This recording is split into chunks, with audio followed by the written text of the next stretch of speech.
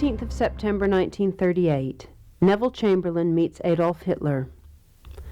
On the 15th of September 1938, the British Prime Minister Neville Chamberlain flew to Germany to try personally to persuade Adolf Hitler not to carry out his threats against Czechoslovakia.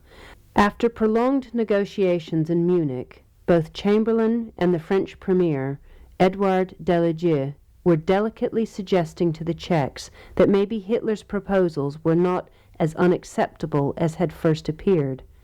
Chamberlain went as far as to state on his return to London, "Herr Hitler is a gentleman." Chamberlain was back in Germany a few days later, on the 22nd, for further talks on the European predicament, talks that eventually led to the Munich Agreement. 28th of September 1938, the Munich Conference. The British Prime Minister Neville Chamberlain and the French Premier Edouard Daladier had initially met Adolf Hitler and Benito Mussolini on the 15th of December 1938 to discuss, amongst other things, Germany's claim on the Sudetenland in Czechoslovakia. They all returned and agreed on the Munich Pact on the 28th of September and signed the document the following day. The pact was one of appeasement. It was agreed that the Sudetenland should be ceded to Germany in return for Hitler's promise not to claim any other territory. Within a few short months, the Munich Pact was in tatters and became a symbol of the dangers of appeasement. 15th of March 1939. Germany occupies the remainder of Czechoslovakia. Peace in our time had been Prime Minister Neville Chamberlain's claim when he returned from Germany, where he had agreed the Munich Pact with Adolf Hitler.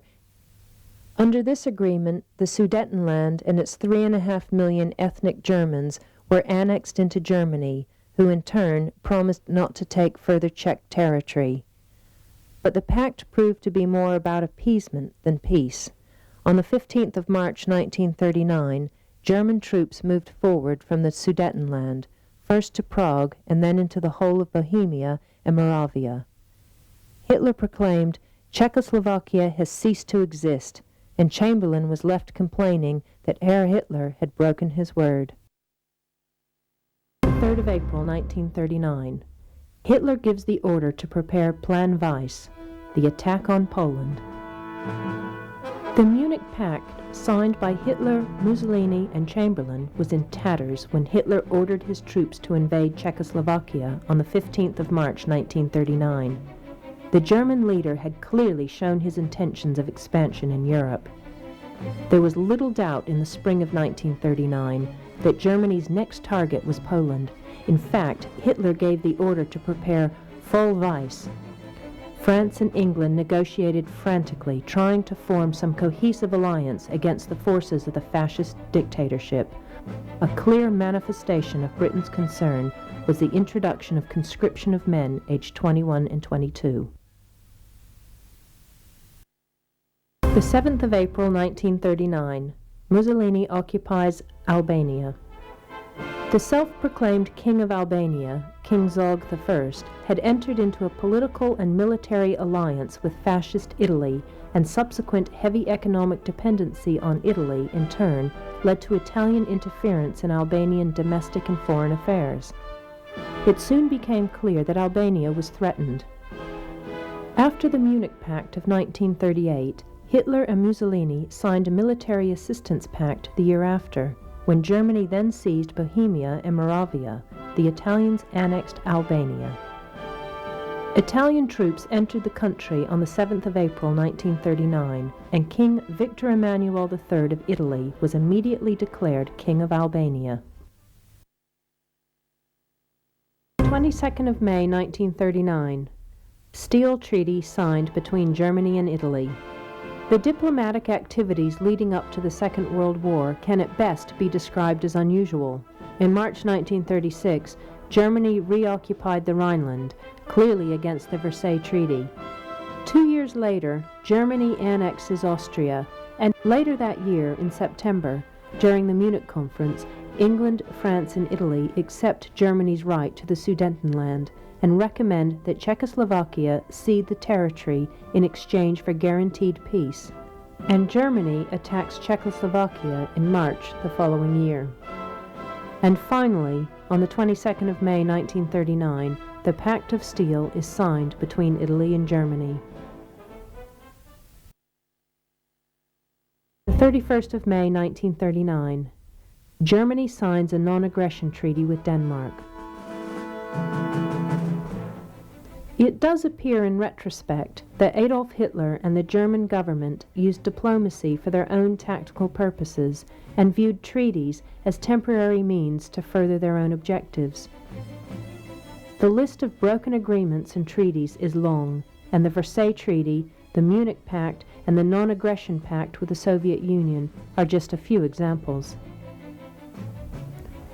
Hitler's speech in the Reichstag guaranteed the neutrality of several countries. Then, on the 31st of May, 1939, Denmark signs a non-aggression treaty with Germany that was to be broken within 12 months. 23rd of August, 1939. Germany signs non-aggression treaty with the Soviet Union. Though Adolf Hitler claimed that he did not have any further territorial claims after the annexation of the Czech Sudetenland, there is little doubt that plans for additional expansion were well advanced by mid-1939, and Poland was the obvious first target. Germany wasn't yet ready to confront the USSR, and their foreign minister Joachim von Ribbentrop negotiated a non-aggression pact with his Soviet counterpart, Molotov. The treaty was signed on the 23rd of August, 1939, and in it the two countries secretly divided up Poland between them, making way for the German attack only a few days later. 1st of September, 1939. Germany invades Poland. Adolf Hitler ordered the invasion of Poland on the 31st of August, 1939, and at 4:45 on the morning of 1st of September, bombers and fighters of the Luftwaffe crossed the Polish frontier and thereby effectively started the Second World War, as both France and Great Britain had guaranteed Polish sovereignty. The Munich Pact notwithstanding, Europe was at war, and a short hour after the Luftwaffe had struck, the German Army Group South, commanded by General von Rundstedt, smashed their way forward, aiming for Lodz, Krakow, and obviously Warsaw. This was the first time the world witnessed blitzkrieg. 8th of September 1939. German troops close on Warsaw. When German bombers on the morning of 1st of September 39 hit the Polish railroads, the country's mobilization was hopelessly snarled up, and within a few days, two German army groups had broken through on two narrow fronts, sending armored spearheads on fast drives towards Brest and the capital, Warsaw. The German tactic was a base lesson in blitzkrieg, the use of armor, mobile infantry, and air power in pincer movements that encircled the enemy. By the 8th of September, the German forces had closed in on Warsaw, and the Polish army west of the city was now entrapped, and Poland was, to all intents and purposes, defeated. 10th of September 1939. All Commonwealth dominions, except Ireland, declare war on Germany. By the evening of 3rd of September 1939, both Great Britain and France had declared war on Germany, following the invasion of Poland. Many other countries followed suit the same day. On the 10th of September, all Commonwealth dominions, except Ireland, had officially declared war on Germany. What followed was a period of military inactivity, referred to as the Phony War. No actions were taken against German forces by the Allies, except at sea, until the following year, when Germany started the next stage on its expansion program and invaded Denmark, Norway, Holland, Belgium, and France. 17th of September 1939, Soviet forces attacked Poland. After the German onslaught on Poland, there was only a small fraction of the Polish army in the east of the country that had any hope of escape. But on the 17th of September 1939, that hope was also dashed as the Red Army attacked the hard-tried country. The non-aggression treaty between Germany and the Soviet Union had, amongst other things, made provision for a division of Poland which would then cease to exist as a nation. Hardly surprisingly, the Soviet forces did not encounter significant opposition, but they had recreated a frontier that historically had been a source of friction and animosity for centuries. 19th of September 1939. Mazchek's Black Brigade is ordered to cross the border into Hungary. The Red Army's invasion of Poland from the east and the German blitzkrieg attack from the west had all but put paid to the Polish forces, though part of the capital, Warsaw, was still holding out. In less than 3 weeks, Poland was on the brink of a collapse, brought on by fast-moving panzers and screaming dive bombers, and the only coherent resistance left was Colonel Mazchek's Black Brigade, still fighting close to the Carpathian Mountains in the south of the country. On 19th of September 1939, Mazchek was, however, ordered to take his brigade across the mountains and into Hungary to hopefully save them for future use against the enemy. 22nd of September 1939. Red Army occupies Lwow. Soviet forces had invaded eastern Poland on the 17th of September 1939 as part of the non-aggression pact signed with Germany, which basically divided the smaller country between its two bigger neighbors. Poland had already been overrun by the German army, which had attacked on the 1st of September, and virtually all resistance had ceased, and when the last serious Polish units, Mazchek's Black Brigade, fighting near Lwow in the southeast, were ordered to retreat into Hungary, the Red Army could enter the city virtually unopposed.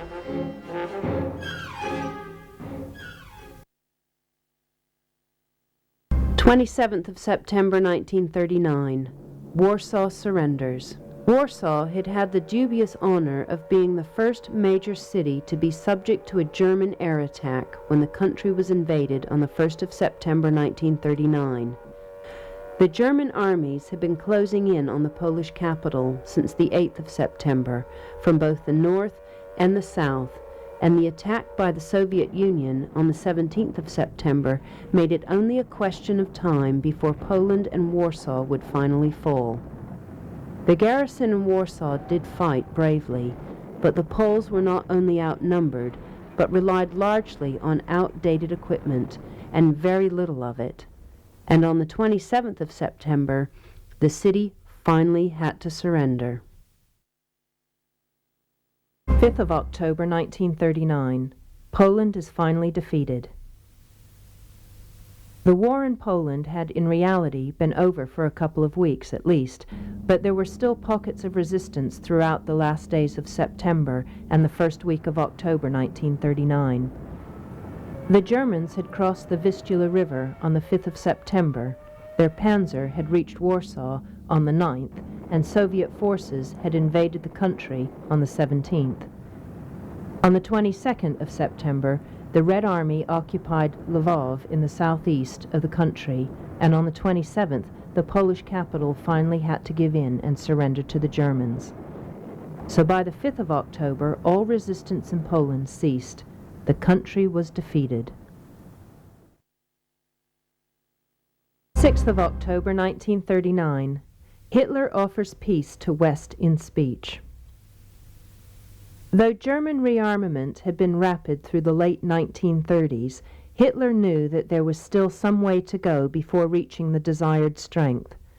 Though the Polish campaign had shown German military superiority, it had been against a reasonably weak country, and Hitler did not want to tackle either France or Great Britain, let alone a combined Allied force at this time, and in a broadcasted speech, he announced that Germany definitely had no further territorial claims in Europe, probably hoping to stave off immediate retaliatory actions, which indeed he did.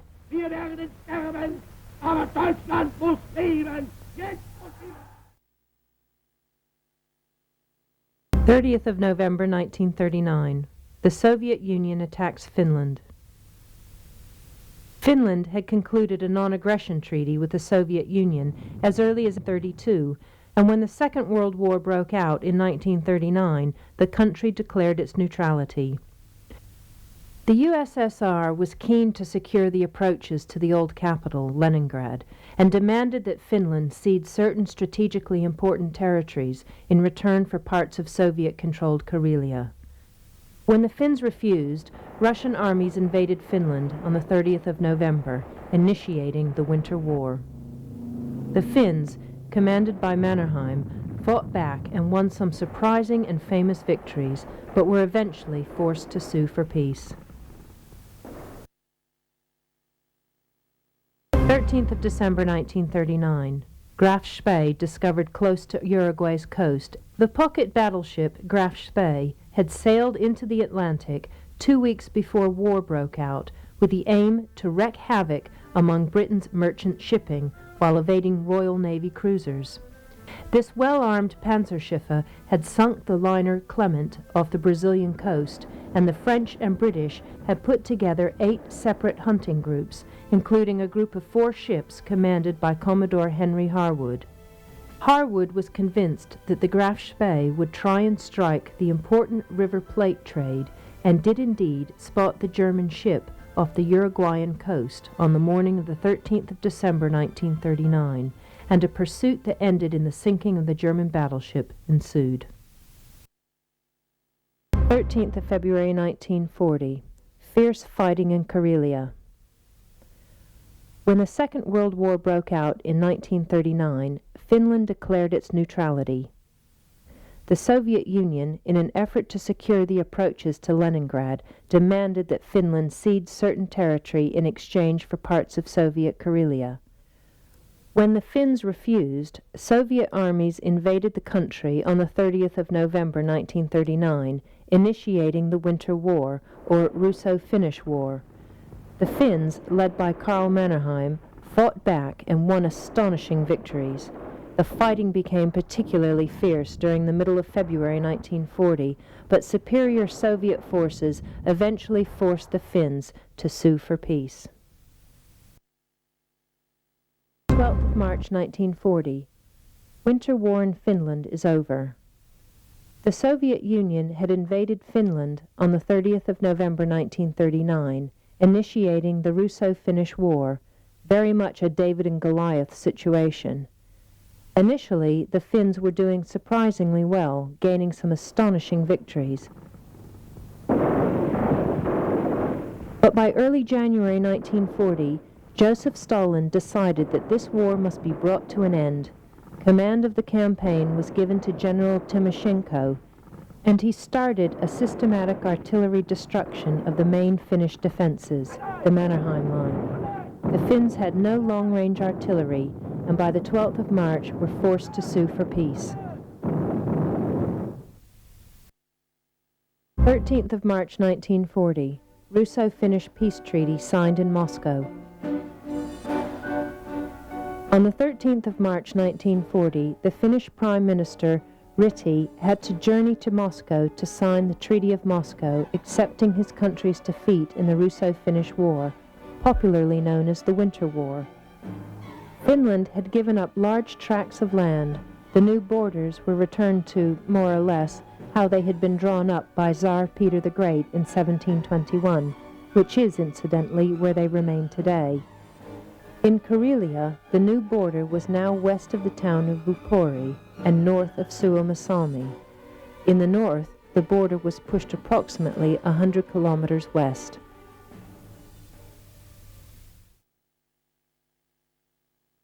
The 8th of April 1940. British mine Norwegian fjords. The German heavy industry was receiving Swedish iron ore through the Norwegian port of Narvik. Though still in the grip of the inactivities of the phony war, the First Lord of the Admiralty, Winston Churchill, announced on the 8th of April 1940 that he had ordered the Royal Navy to lay mines in Norwegian waters in order to stop the traffic. This action was a flagrant violation of Norway's neutrality, which apparently was justified by the British on the curious ground that Germany's reaction would probably be even more flagrant. Although neutral, Norway was friendly towards Britain. This appeared odd to many British people. The 9th of April 1940, Germany invades Denmark, Norway. Adolf Hitler had been concerned that British aid to Finland could interfere with the supply of iron ore from Sweden, partly due to the British Navy's actions in Norwegian waters in February 1940. It was at that point Hitler decided that the invasion of Norway and Denmark should take place on the 9th of April. So, by dawn the day after the British had started to mine the Norwegian fjords, German troops were swarming ashore at Oslo, Bergen, Trondheim, and even Narvik, whilst at the same time troops had crossed the German-Danish border and landed in Copenhagen. Denmark hardly put up any resistance and was under German control within hours, but the Norwegians did put up a fight. 15th of April 1940. British troops start landing in Narvik. The Germans had attacked Norway on the 9th of April 1940 and had been met with fierce resistance from this small nation, though there was little they could do about the Luftwaffe's air superiority. The Royal Navy offered some resistance as a destroyer strike created chaos among the German warships in Narvik harbor, and on the 15th of April, British troops started to land at Narvik and other towns in northern Norway. These reinforcements were incorporated piecemeal into the ragged defenses and were beaten by better trained, better armed, and much better coordinated and commanded German troops. The survivors of 2 British brigades were evacuated from Undalsnes by the 1st of May. The 10th of May 1940. Germany opens Western Front. Britain had declared war on Germany following the invasion of Poland on the 1st of September 1939. But a period of military inactivity followed, known as the Phony War. At approximately 2:30 in the morning of the 10th of May 1940, 64 men of the German army crossed the border into Holland, and the Western Front was officially open. 3 hours later, 30 divisions of Army Group B drove forwards from Maastricht towards the coast at the Ems estuary. The main thrust came in the south, where General von Rundstedt's Army Group A did what the Allied had thought impossible, crossed the Ardennes with 44 divisions, and started the famous drive to the coast and Dunkirk. The 12th of May 1940. The 4th German Army reaches the Meuse River. The wooded country in the Ardennes had been considered impassable for tanks by the French since 1919, but had been penetrated by General Kleist's 7 Panzer divisions as part of Army Group A on the 10th of May 1940. Now, with a speed that brought tears of joy to Hitler's eyes, the Germans could move forward, and the Meuse River was reached by the 12th of May. It was the Allied defense plan to swing down the British expeditionary forces currently in Belgium, closing the passage from the German border through to the coast. But 2 factors spoiled this plan: the mentioned speed of the German armies and the surprise penetration of the Ardennes forest. 14th of May 1940. Rotterdam is destroyed. Hermann Göring was in charge of the German military buildup prior to the war and also devised the idea of terror bombing, whereby entire cities were nearly leveled by aerial bombardment, in the belief that this would subjugate their civilian population. On the 14th of May 1940, scores of Luftwaffe squadrons attacked the important Dutch deep-sea port of Rotterdam. The city was virtually undefended and was almost eradicated from the map with a level of civilian casualties never seen before. Coinciding with this horrendous event, information came through that German forces in record time had reached the Meuse River. The Dutch army surrendered. 15th of May 1940. Guderian breaks through at Sedan. The brilliant German Panzer General Heinz Guderian and his Panzer Corps had reached the Meuse River on each side of the town of Sedan by the afternoon of the 12th of May 1940, and by the evening German troops control the river as far as Dinan.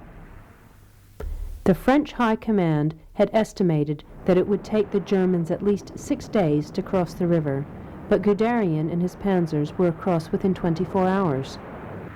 By the morning of the 14th of May, Guderian had established 2 bridgeheads.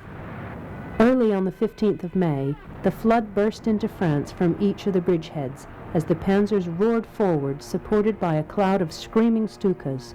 The important breakthrough had been achieved. The 16th of May, 1940. Roosevelt asked Congress for 50,000 planes a year. There was little doubt at the outbreak of the Second World War that air supremacy would be vital, and on the 16th of May, 1940, President Roosevelt asked Congress for at least 50,000 aircraft a year, even before Pearl Harbor. Many plants had already stepped up production, not least the Boeing factory, whose B-17, the Flying Fortress, was to play such a significant role both in Europe and in the Pacific. The Boeing technicians developed new work practices and invented shortcuts that increased productivity by some 30%, literally within weeks, and this important bomber was soon shipped in unprecedented numbers. The 17th of May, 1940. Stukas attacked civilians in northern France. The Junker 87, the Stuka, had first seen action with the Condor Legion in Spain and had become an integral part of the Germans' blitzkrieg. On the 17th of May, 1940, the Stuka was deployed tactically against the civilian population in northern France. In order to block major roads and create chaos amongst the retreating Allied troops, selected towns and villages were bombed by the Luftwaffe. When the people fled, Stukas strafed them to force the stream of refugees in a pre-designated direction, and by doing this, the terrified civilians, including women and children, created a human barrier that was difficult, if not impossible, to penetrate. 20th of May, 1940. German forces reach Abbeville in western